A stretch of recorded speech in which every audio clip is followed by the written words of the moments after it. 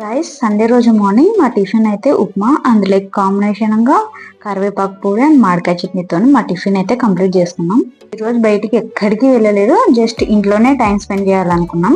Husband కి మా marriage కంటే ముందు అసలు గోరింటాకు పెట్టుకోవడం అలవాటే లేదంట. మా మ్యారేజ్ అయిన తర్వాత నేను అలవాటు చేసిన, అంటే చిన్నప్పుడు వాళ్ళమ్మ పెట్టేదంట, కొంచెం పెద్దగైనప్పటి నుంచి అసలు మానేసినాడంట గోరింటాకు పెట్టుకోవడమే.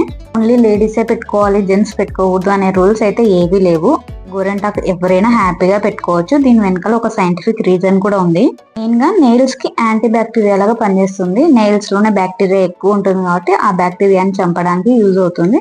అండ్ నెక్స్ట్ మన అరచేతులు అరికాళ్ళ నుంచే ఫస్ట్ బ్యాక్టీరియా అనేది మన బాడీలోకి ఎంటర్ అవుతుందంట. దానికి కూడా చాలా యూజ్ అవుతుంది.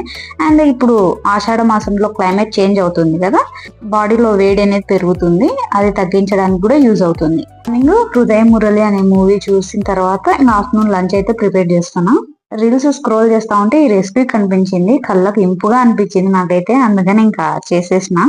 ఏం లేదు, ఫస్ట్ కందిబెల్లను సపరేట్ గా బాయిల్ చేసుకోవాలి. ఆ బాయిల్ చేసుకున్న దాన్ని తిరువాత పెట్టేసేయాలి. తిరువాత పెట్టిన తర్వాత అందులో మామిడికాయ చట్నీ వేసి మళ్ళీ కొంతసేపు కలిపి అందులోనే రైస్ వేసి మొత్తం కలిపేసేయాలి. దాని తర్వాత లాస్ట్ లో నిమ్మకాయ పిండేసుకుంటే అయిపోతుంది. కొత్తిమీర ఉంటే కొత్తిమీర కూడా వేసుకోవచ్చు.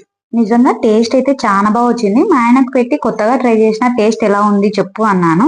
దీంట్లో కొత్త ఏముంది, పప్పన్నంలో మామిడికాయ చట్నీ కల్పించినావు, నేను కలుపుకోలేనని అన్నాడు. ఇంకేముంది, అయిపోయా. ఆ ప్రాసెస్ లో చేస్తే ఇంకా టేస్ట్ అలాగా ఇంకెలా వస్తుంది చెప్పండి. వీడియో నచ్చితే లైక్ చేయండి and follow for more videos.